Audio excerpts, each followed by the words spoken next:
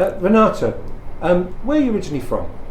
I'm originally from a city called Rzeszów from Poland, but I've spent half of my life in UK. And so your city, Poland, big country. Whereabouts exactly in Poland is it?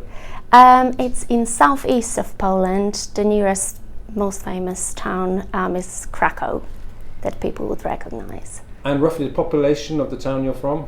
About 450,000. So growing up, did you feel like a city girl? You were living in a city and doing city things?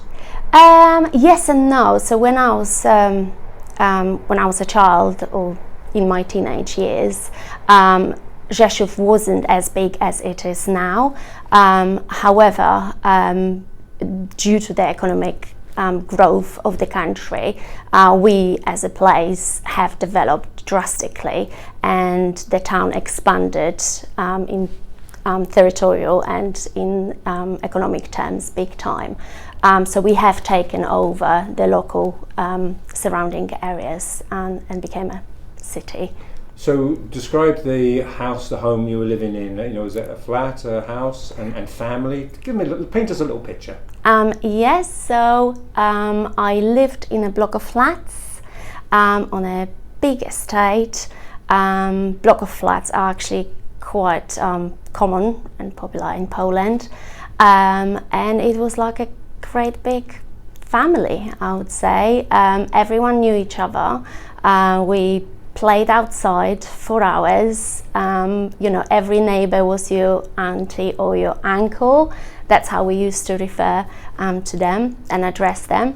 It was great. School? Describe school like. Can you remember the names of your schools and your favourite subject, favourite teachers? Yes.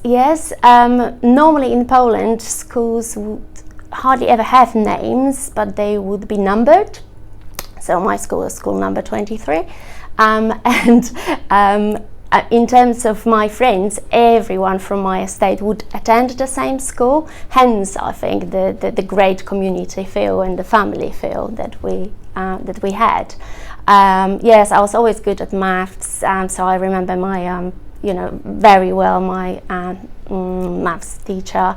Hence, now I'm in finance, I presume. Very, very fond memories. What about food?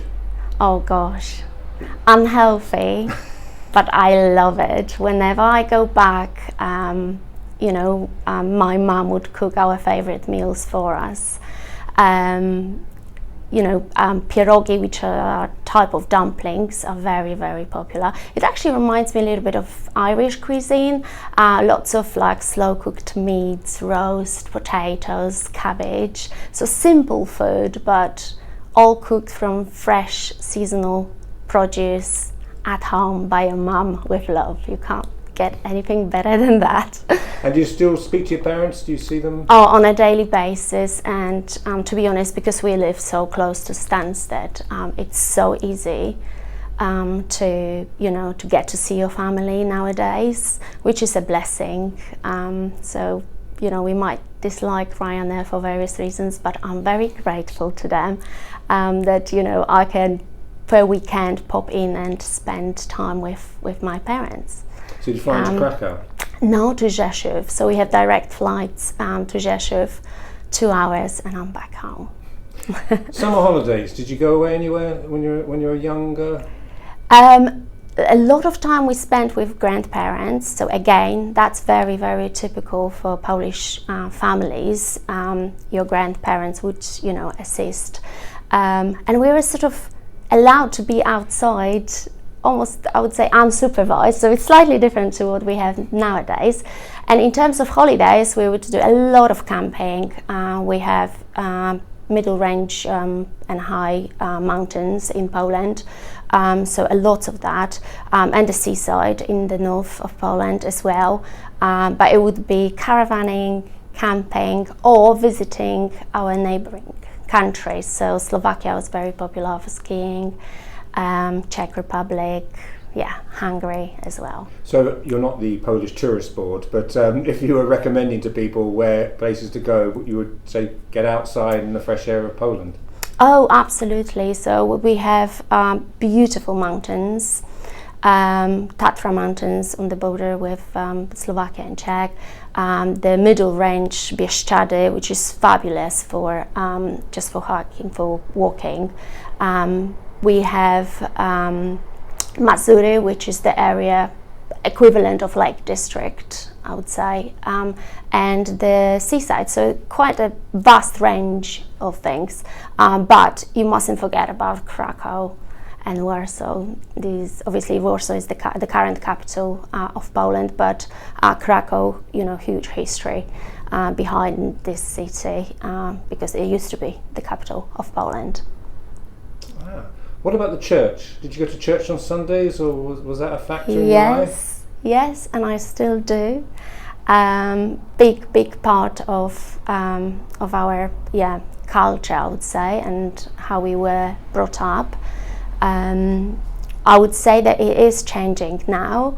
Not many young people continue with the tradition and beliefs, but for me it is still very important, and I did find a very small community Catholic church in Sobotów that I do attend on a regular basis. Because lest people forget, John Paul II was Karol Wojtyła. Yes. And a Polish Pope, so that was a huge moment for the Polish society, wasn't it? Definitely, very, very uplifting, especially that it was happening during the communism time, and then I think it helped with the transition and uplifted the spirits of the Poles. Definitely. We said we wouldn't talk about politics, and one interview to me from Romania, they talked a little bit, but were there any, when you were growing up, were there any vestiges, any feeling that this was once a communist country? Yes, I can clearly remember when I was 7 in first year of primary school, we had to study Russian as a secondary language. And that was stopped when Lech Wałęsa gained power, and there were various everyday things that we had to deal with during that time, such as short of basic food, basic household supplies. Your mom would ask you to queue up for bread for half an hour, and then you had to swap with your brother.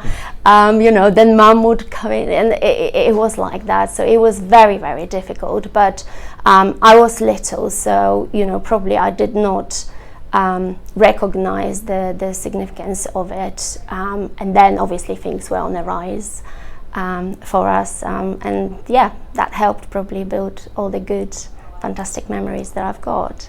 What about learning English? When did that start? So my grandparents, during the communism time, emigrated to the States. So when I was probably from the age of 13, I used to spend summer holidays with them. Whereabouts in America? In Chicago, so it was very, famous Polish community. I'm actually surprised that I managed to learn English there, because literally all the shops, services, everyone spoke Polish there. But from a young age, I had a chance to pick up different little jobs that are very popular in United States for teenagers. And that's how I started to learn English, and I absolutely loved it. I continued with it through my secondary education, and then I chose to study at American University in Poland, where we studied in English as well. And when I graduated, I took part in an internship program for students who wanted to get their first work experience in English-speaking country, and I ended up in London in financial services. What did you study? What did you study? Yes, so it was financial management. And we have to say, we are here with your employer HTS. And what is your actual job here? So I'm the financial controller of HTS. Yeah. So since you're a Some client, I'll be serious very bets. polite to you with my invoice. So when you are home and people listen to your accent, even in Polish, do they ever ask what happened to your accent? Or No, I think I will never ever lose the true Polish accent. Although because I have never worked in Poland in financial services, the only thing that I would say I miss is some of the very specific industry-specific terminology that I simply do not know because I studied in English, and I've always worked in England, using it as as my work environment language. So I sometimes can't find words to describe things that I do at work, just because I have never been exposed to it in Poland. But no, in terms of their language, I think and the accent now. in Harlow there are Polish stores, Polish delicatessens. Yes. Do you ever go into them? Yes, and I have one also in my town, so I'm very, very blessed to be able to get hold of some of our lovely supplies that I miss. You sometimes speak to people like Australians who say they miss Vegemite, or English people in Los Angeles who try and find Marmite. Is there something you go to the Polish stores that you have to have? Absolutely, our Polish mustard. No one ever will convert me to English mustard, and I apologize for that. But our ones is absolutely delicious, and to be honest, all my friends now use our Polish mustard. So your mustard is mustard. Yes, yes. And are you a member? It's not compulsory. Do you know other Polish people here in Harlow? Yes, I do. My little girl goes to a Catholic school in Bishop Stortford, and there are loads of Polish people that I met through the school, but also through my studies and the internship program that I did originally when I arrived in London.